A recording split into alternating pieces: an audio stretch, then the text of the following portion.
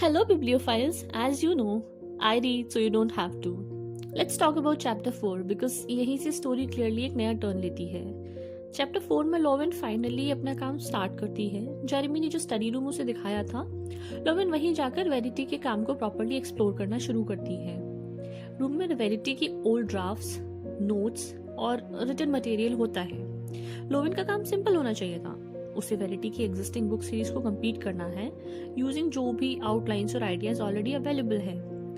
Lowden initially expect करती है कि उसे नॉर्मली प्रोफेशनल मटेरियल मिलेगा, जैसे कि plot structure, character arcs, rough notes. But जो उसे एक्चुअली मिलता है वो बिल्कुल अलग होता है. उसे एक हैंड रिटन मैन्युस्क्रिप्ट मिलता है. टाइप्ड नहीं है, कंप्यूटर फाइल नहीं है, इवन प्रॉपर्ली बाउंड भी नहीं है. उस मैन्युस्क्रिप्ट का टाइटल है सो बी इट. लोवेन जैसे ही उसे पढ़ना शुरू करती है, उसे समझ आने लगता है कि ये वेरिटी की फिक्शन राइटिंग का पार्ट तो नहीं है, ये पर्सनल है. पेजेस में वेरिटी अपनी रियल लाइफ लिख रही होती है, अपनी मैरिज, अपने थॉट्स, अपने मदरहुड एक्सपीरियंसेस.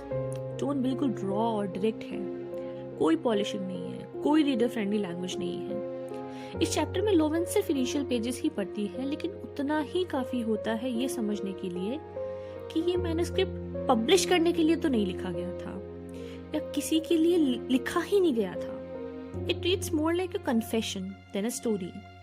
चैप्टर के एंड तक लोवेन कोई बड़ा डिसीजन नहीं लेती है, लेकिन एक इम्पॉर्टेंट चेंज हो चुका होता है.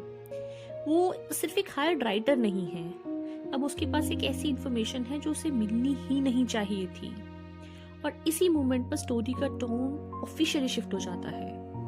सो अगर तुम चैप्टर 5 का क्लियर नॉन ड्रामा एक्सप्लेनेशन चाहते हो तो लाइक, शेयर एंड सब्सक्राइब करो और बेल आइकन हिट करना मत भूलना, क्योंकि नेक्स्ट चैप्टर में ये मैन्युस्क्रिप्ट और ज्यादा डिटेल में जाना शुरू करेगा. Till then, bye bye.